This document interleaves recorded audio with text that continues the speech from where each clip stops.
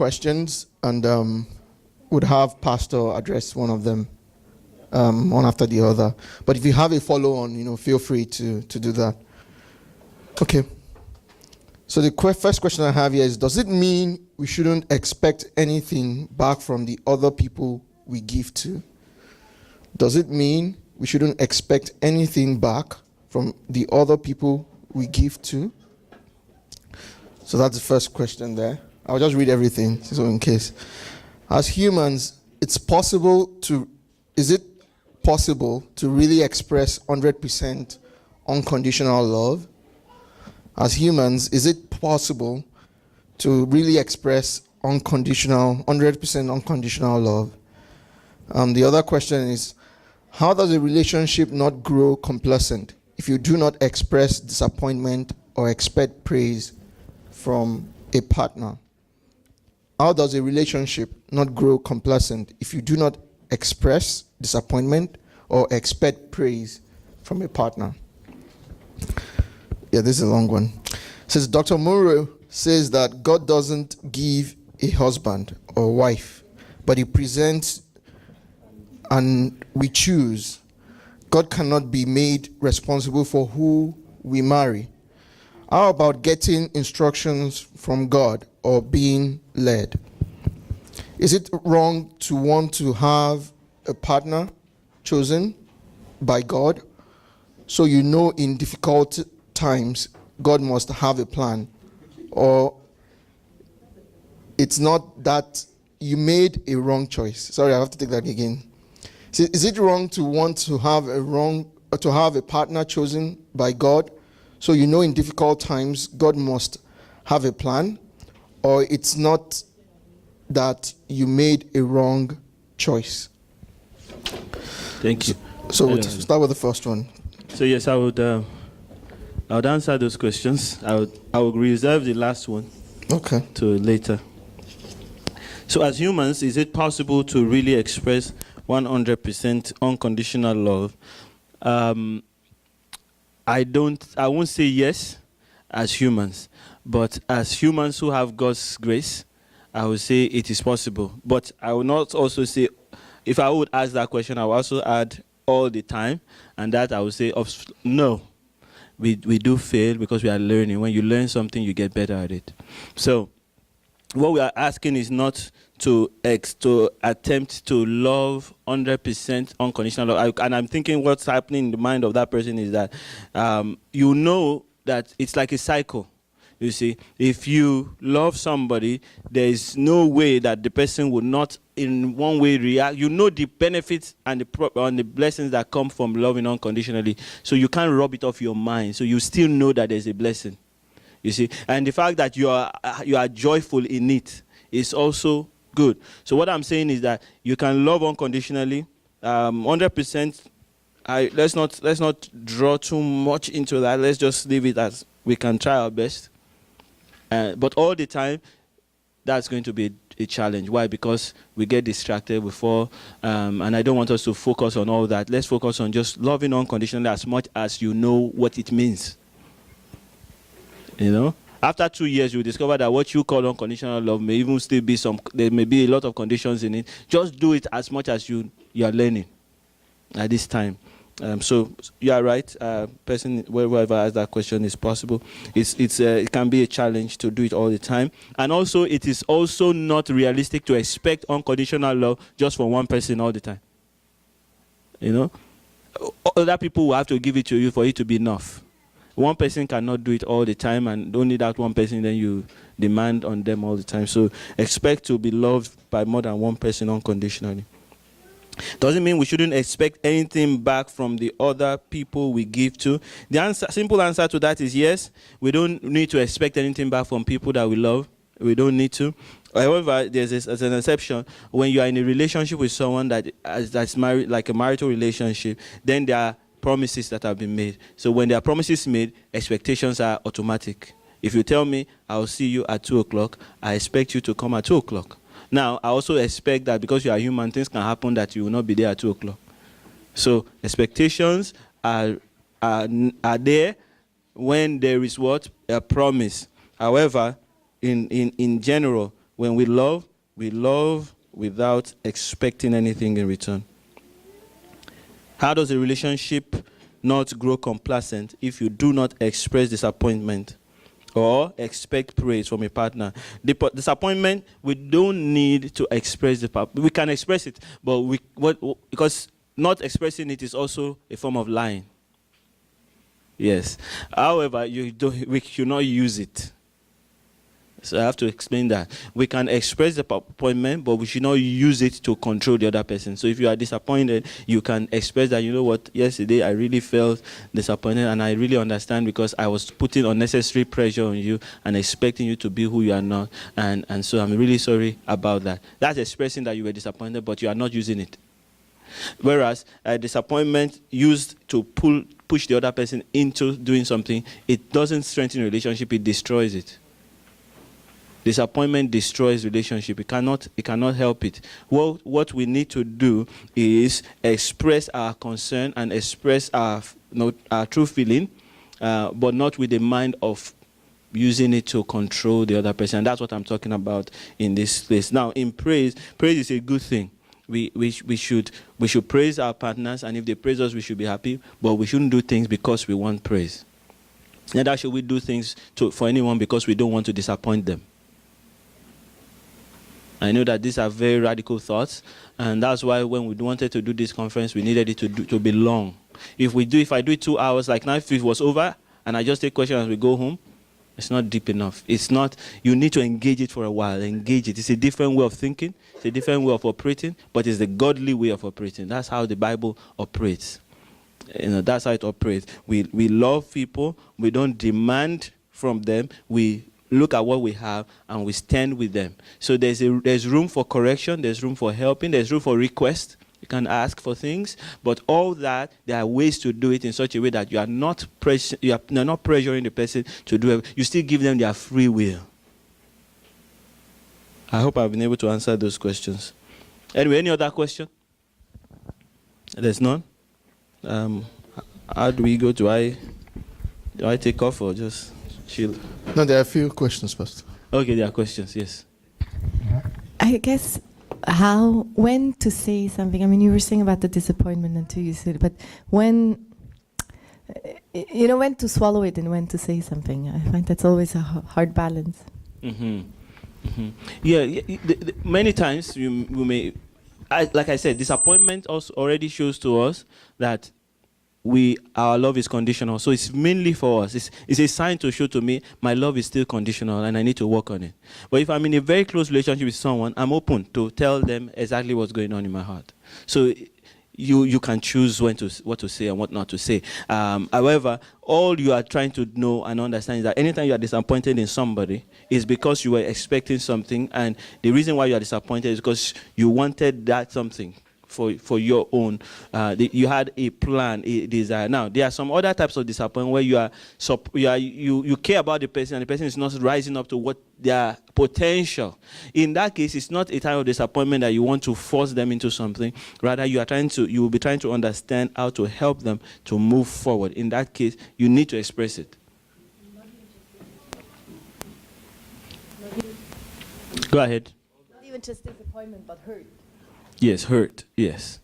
Hurt also, we have to, before we know the hurt, we have to try and look at what the hurt is. Because what we call hurt has so many emotions that are inside hurt. Disappointment is one of them. Anger is one of them. By the time you take out disappointment and anger, you've cut more than half of it off. So we need to know exactly what that hurt is. If it is anger, if it is disappointment, then we need to know that, okay, I was expecting, it didn't come. Now, like I said, in a relationship that there's a promise, it's a different story entirely. You need to address it. If someone promises you something and they don't do it, you need to address it. So, for example, in a marriage, there's an expectation of fidelity. You don't expect you to go and be hanging out with other people in a marriage. So every time that something like that shows up, it must be discussed. And it's not just a matter of selfishness or just thinking of yourself. It's a matter of the fact that it's the point that there is a promise. And so when there's a promise, there's a need to rise up to that. So we discuss that. But when there's no promise or when there's just some random things that one doesn't like, For example, someone is hurt because the other guy likes to, the other person likes to watch violent movies. So you are hurting my feelings. This thing is hurting my feelings. Yes, it's hurting your feelings, but that's what the person likes. So that's what I was saying, that when we get angry because the person is doing what they like, then we need to remind ourselves that it's because we want to control them. It's because we want them to do what we want. And so we keep those ones. But if they are hurting themselves and we feel that they need to move forward, then we should express. And I hope I have time. I would like to talk on how to express these kind of things. There are very good ways of expressing disappointment and hurt without putting a pressure on the other person to change. The key is that you want them to change for themselves and not for you. You have to check that. It's so hard, but you must check it. I've seen people come to me and say, Pastor, this person is this. We need to discipline them, and ask them, why? Are you trying to discipline them because they make you uncomfortable or because you care about them? Now, it's true, they may need to be disciplined. Yes, they need to be disciplined, but before we can discipline them, we have to check how we are feeling. Tell this man to stop watching iPad in front of the church. Why? Why? Because it distracts me. It has you now. You see, so we need to calm down, check why we want to do whatever we want to do, what our motives are. And if our motives are not because we think for real that this action we're going to take is going to make the other person move forward, it's going to be better for them, right? Then you keep it. Deal with it first. Yeah. It's a radical way of thinking. I know we are not used to that, but when we start practicing that, you discover what's happening is that I'm trying to cut you away from anything that's going to make your life miserable. See, we make our own life miserable by giving the control of what makes us happy to as many people as we want. You take all of this back and keep it to yourself and God. That way you live a more joyful, more peaceful life. Nobody, if you like a person come and not greet you for 3 months, it's not a problem. If a person comes and say your head, it looks like the shape of a pyramid or something, or prism, it's okay. It's Jesus' head now. I gave it to him anyway. And someone comes and it's not doing his own part of the work. That's okay. He's not doing his own part of the work, really. And that's why, as a church, in our church, I'm going to use our church as an example. For me, I'm not so worried when someone is not doing their work too much. Why? Because really, my greatest intention for giving them that work was because I thought it would help them. So someone's not doing his work, it doesn't worry me too much. In short, I don't feel too sad or bad. I feel a little bit concerned because I feel like they are parents and I want to love them and help them to move forward. I feel like I care about them. That's all. That they are spoiling my thing? No way. I don't give that room to anybody.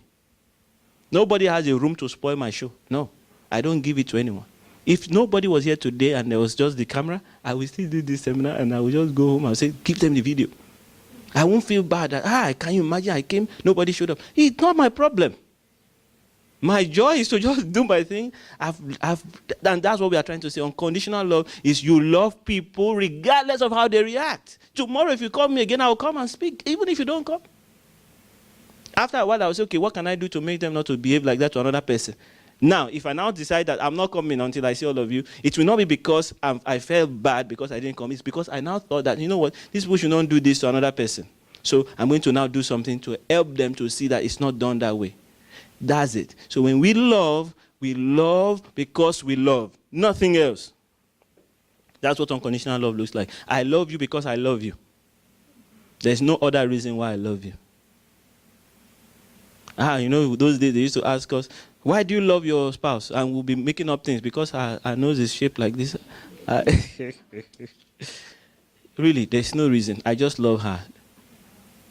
Why do you marry her is a different question. Why do I love her? I have no reason. I just love the woman. Do you love other people like that? Exactly, yes. I love every other person in the world like that. But I can't marry all of them. So now you should ask me the next question. Why did you marry her? That's the question you should ask. Number one, because I'm attracted to her. Aha! Love and attraction are different things. Now, am I only attracted to one woman in the world? No, I've been attracted to many people. So why did I choose her? Because I'm convicted that this is the one that God wants me to be with. Those are the two things that make me marry my wife. And I will stay married to her. Because those convictions are still there. The attraction is still there. Are you getting what I'm saying? We don't marry someone because we love them. We are supposed to love everybody. We marry them because we have a conviction that they are the ones that we ought to spend all our lives loving. They are the ones that we can live, because you give, when you marry somebody, you give them your whole life and they can destroy it. You have made up your mind that this woman or this man is the one that I'm going to just give everything to. If you want to do anything with it, that's a problem. I give it.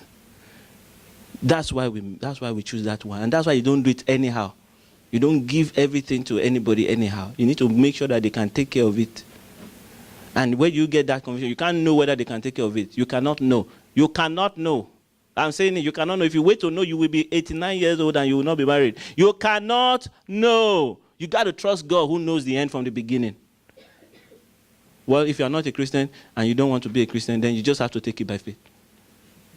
No, really, you just have to. It's a leap. It's a leap in the dark.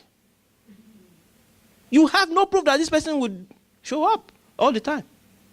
They can show up for 2 years and then change. Right? So why we marry is not because we love the person. Don't make that mistake. When someone tells you, I love you and so that's why I want to marry you, what they are trying to say is that I like the way you make me feel when I'm around you. It's not enough to hold a marriage. I like the way you make me feel. So if you don't make me feel that way, I won't like you anymore. And that's why most marriages will fail. When it's based on, I love you. We are supposed to love everybody. And we're supposed to love everybody unconditionally. But we are not attracted to everybody. Thank God. Imagine. It should be a problem. So we are not attracted to everybody, but we are attracted to more than one. Sometimes it can be 5, 6, 7, 8, 9. And as your years goes, you are attracted to other people. So you still need to know how to choose that one that you are going to stay with. And that's what we call conviction by the Holy Spirit. So that question that someone was asking about, does God still present someone to us? Of course, God is involved in all that process. God is involved in the attraction. God is also involved in your choice. You make your choice based on God's guidance. Very good. I could go all day on that. Moving on, though. Anything? What else do you expect me to do? Yeah. We're recording, so you got to speak into the mic. For those who didn't show up. Yeah, I wanted to know, you talked about what unconditional love is not. Mm-hmm. You say it's not being a dogma. Could you elaborate on that? Like, what are the limits? Okay. Beyond what point Very good, very good. Thank you for bringing that up. Now, when we talk about unconditional love, that is, you love somebody regardless of what they do, right? And so if you say you love somebody who is very demanding and always very needy, and so it can be a challenge. So the person calls you today and says, please, I'm not feeling well today, and I need to go out. And as you are cleaning your car, taking the snow, can you help me clean mine too?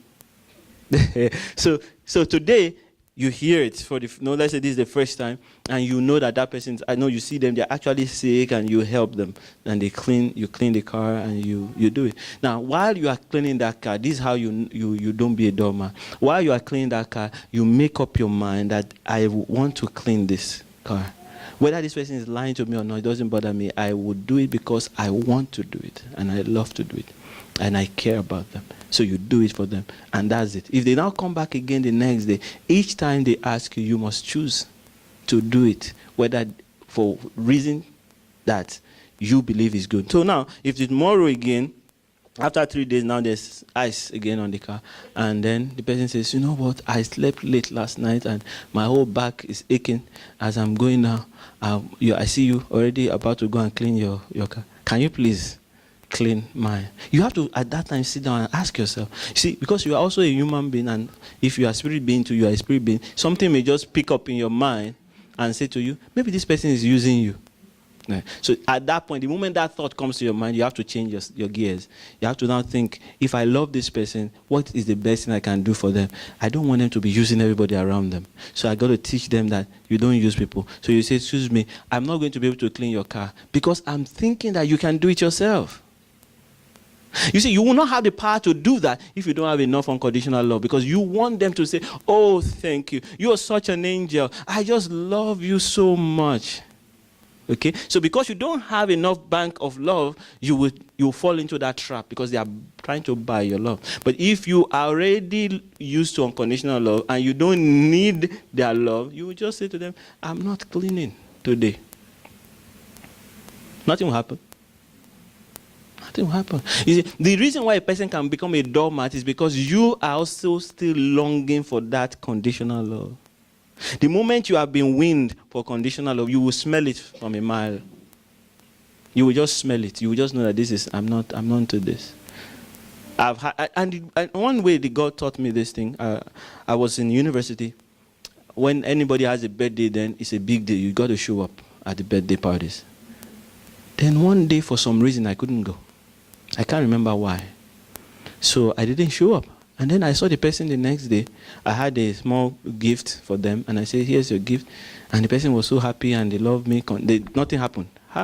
From that day, I got my freedom. Are you coming to my birthday? Sorry, I can't come. Because I didn't really enjoy those things. I started saying I can't go to things that I can't go to. I discovered that nothing will change. The world is not going to fall down. Nothing. And so, this is how we don't get to become doormats for anyone. We make sure it's not easy, because people who fall into that trap is because we need that love ourselves. So if you're in that position right now where you need love, you're needy, you're not going to be able to just snap out of it after this meeting. No. What you will do is you will need someone in your life whom you can speak to and love you enough. And then you will fall into the trap a few times, but you will be able to say no a few times. And because some people, the moment you say no to them, they will just turn. You'll be shocked. They'll be angry at you. Or they'll be disappointed. They say, look at you. And you call yourself a pastor.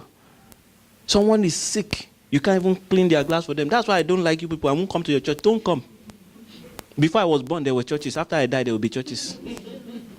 That's because I have enough love, right? But if I didn't, and I'm still struggling, and I'm still feeling that it's the number of people that are in my church that will make me a good pastor, then I will find myself cleaning that guy's car, and he will not even come to church. I discovered that they don't even come. When I was still struggling as a pastor, I remember going to one woman's house to go and pick her. I was still down. She said, I'm not coming today. I drive my car with my family all the way to your house to pick you up. You say, you are not coming. Today, I'm not coming. Then I realized that it's a joke. I'm joking. I'm a joker, so I stopped going. And I told myself, look, I'm not helping them. If I do that, I'm not helping them. I need to see first the desire to come. So when there's a desire to come, then I can go and help them. You know, there are so many things we do for people that don't help them. And you spoon feed some people, some things, you're not helping them. You need to challenge them. But you may not know. When you don't know, you don't know. But as soon as you know a better way, true love must apply the better way. In my last time, I was telling about a friend of my pastor that told me that his son is in prison, and he's saying, thank God, at least now he's clean. He's clean. So sometimes the prison may be the good thing for the child. The prison may be the good thing. So what I'm saying is that we will need to apply whatever we believe is good for the relationship. It may not be palatable though. You know. So that's how it works. Thank you for asking that question, and I needed to clarify that. Yes, any other? Any other questions? Yes, there's a question right there. Alice.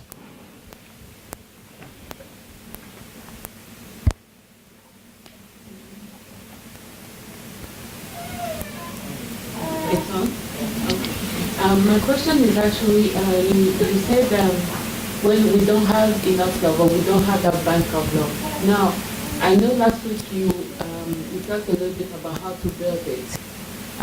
But can you give us more? Exactly what I'm going to do in the next session. I'm going to talk again and repeat it. How do you build a bank of unconditional love? How do you begin to love unconditionally when you are already programmed to love conditionally? You know, when someone comes to me and says, can you imagine? I'm really offended at what's happening in this church. It's my birthday. Nobody even called me. Yeah. It shows that the thing is conditional.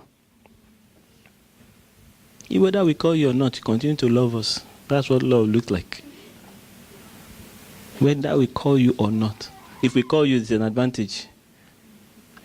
Someone says to me in Kingston, this Kingston is very, very bad because nobody has friends here. I asked, how long have you been in Kingston? I've been here 13 years. Nobody. I have no friends. I said, I've been here less than 6 months. I have many friends. So what's the problem? The problem is never the other. It's always you. The problem is never the other person. When you are not happy in a relationship, the problem is not the other. It's who? Say it's me. It is always like that. If you can get that, if you live here with that, you are blessed. Why? Because every time you find that there's a problem. Now, there are some people that internalize problem wrongly. So let me clarify that. I'm not saying that you are wrong. You have a problem with your makeup or the way you are. No. That's not what I'm saying. I'm saying that you can choose to be happy regardless of what that person is doing. You can choose to be happy regardless. It's not that something is wrong with you. Nothing is wrong with you. God made you good the way you are. But the way you are interpreting the situation, the way you are looking at the situation, and the way you are reacting to the situation is what's robbing you of your own joy. It's robbing you of your joy. You can really continue to have your joy regardless of how the other person behaves, even if they are your spouse. Talk less of the ones that are not your spouse. And God demands, and true love demands, that we should love consistently and continue to give the other person every respect and everything we can, regardless of how they behave. Regardless of how they behave. It's important for me to stress that. Regardless of how they behave. Someone comes to you, is a liar, is always lying to you to collect money. Or he came to you, excuse me, brother. Thank God you are here. Say, why, man? Say, because I just came down from here, and before I know it, someone took my wallet. I don't have any money. I need to travel, so and so. How much do you need? I need $50. I will give it back to you tomorrow. So you look in your pocket, you find your last $50 you wanted to use for something. You care about this man, you give to the man. Then you don't see him again. Disappears. Then he shows up 3 weeks later and tells you another story. Oh, I don't know. Sorry, I didn't show. But right now, all I need is $20. What will unconditional love do? Give him another $20? Of course not. Unconditional love will say, excuse me, brother, sit down. Really, it is a good thing that when you make a promise that you fulfill it. I'm not going to be able to give you $20 right now because I'm not sure you will show up tomorrow. So what I'm going to do for you is find out how can you solve your problem. What's the problem? Why are you not able to plan yourself well and have money? The person will be mad at you or whatever they want to do. It's okay. Let them go. Let them go. True love. But then what I'm trying to say about conditional love is if he comes again 3 weeks from time, you don't stop talking to him. You still talk to him. You still love him. If you go to preach to someone, the person says, get away. I don't believe in your God. Don't talk to me anymore. Don't say for that reason you won't greet him on the street. Greet him very well. If you are cleaning your snow sometime and you want to clear his own, clear it with him. No, the fact that he doesn't want to follow you doesn't mean that you don't love him. We love regardless of how the person reacts. Regardless of how they react. Finally, I'll tell you a story of my friend. Very good brother. If you need help with mathematics, he can sit with you and show you. If you need help with physics, he will sit with you and show you. But if you tell him to help you bring your ID card to the exam hall, and they will not let you enter into the exam, he will forget it. Now, he has done some of those things to me before. So I could say, you are a very wicked friend and forget him as a friend. But that would be foolish of me. Because I'm judging him based on that small weakness that he has. What unconditional love does is love him, but never ask him to bring your important things. It's nothing hard there. When it comes to every other thing, be there. But you say, when it comes to bringing things, no. I will bring it by myself. Or you call another friend and say, please help me bring it. You keep loving. We love the people. What love does, when you are loved unconditionally, and as Christians, our first dose of unconditional love comes from Christ. This we know that he loves us because while we were yet sinners, Christ died for us. So we understand that we messed up and he loved us. You understand? So that is the first dose. And when we take that and bring it into our life, what happens is that when people mess up, we don't throw them away. Is that okay? Are we getting it? I know we're going to get it some more. Let's just keep engaging that. Yes, another question. What time do we have? Oh, it's just 1 o'clock. We can just keep going. No. Yeah, we can. Yeah, we can keep going. Maybe 2 more questions. 2 more questions. Very good. Okay. Yeah, I can talk till 8 o'clock if you want me to. Go ahead. You mentioned that people shouldn't marry because of love or just attraction, but more of a conviction from God. How do you know you've gotten a conviction from God? How do you get a conviction from God? Yes, very good question. Very, very, very, very good question. It's a whole sermon on its own. Yes. Yes. I'm sure if we look online, I can find one sermon or two that can answer that, but I will shorten it. To get a conviction from God, what it means is that from deep within your heart, you believe, not because you have any external proof, that this person is the one that can help you and you can help them. Both of you together can work together to fulfill what you believe God has called you for. Now, all of this is very internal and subjective. So it's not easy for me to say it in one sentence or 2 sentences. There's a whole teaching on how to hear God's voice, ways of hearing God's voice. But what I want to say is that by the time you are making up your mind, you should be, you should have a certain depth of acknowledgement and acceptance that this person, yes, with them, I can be all that God wants me to be, and they, most importantly, can be all that God wants them to be. And even if they disappoint me all the way, I'm ready to live my life to just improve them, bless them, and lift them up. And as you choose to do that, you will find peace of mind in your heart. Now, if at any point you want to do that and everything is troubled, I will say, wait. Okay? And there are other ways to cross-check. It's not the only you. It can't just be you. So what I would say is that next step is now move it to your close friends and people that love you unconditionally. Present that person to them. They will be able to tell you objectively what they believe is happening because they know you. And they don't have anything to gain by telling you lies. So once you pass them through some of these things, then you are good to go. That you would be 100% sure, forget it. It's not going to happen. I mean, your brain will still be telling you, are you sure this person? You can be convicted in your heart, but your brain, your brain thinks. Your brain has the ability to recognize that, you will join your money with this person?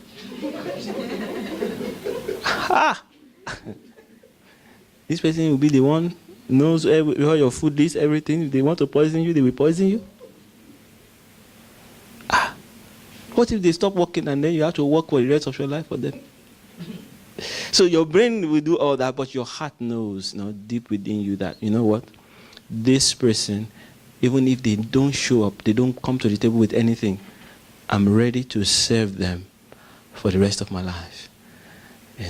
So personally, I believe that God can bring you to marry somebody that you don't even know much about.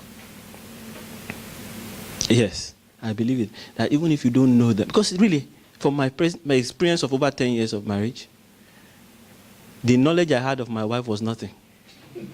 Then I'm just trying to tell you that you think you know somebody because you have been with them for 5 years trying to cut them. You don't know nothing. You don't know anything. So you may as well marry a stranger. It's the same thing. Okay, when you have been married for like 10 years, you will see what I'm saying. It's what we are trying to do that I'm trying to know is a joke. You don't know nothing. They are pretending anyway. They are trying to be their best anyway. So the best is you be yourself. Try your very best to be yourself. And if they will accept your loving them, they accept you to love them for the rest of your life. You already cut a lot down. Then you just ask God, God, which one do I, is this way? Do you want me to go? And if in your head you think yes, you check with other people, go for it. There's nothing that will happen. You already love them anyway.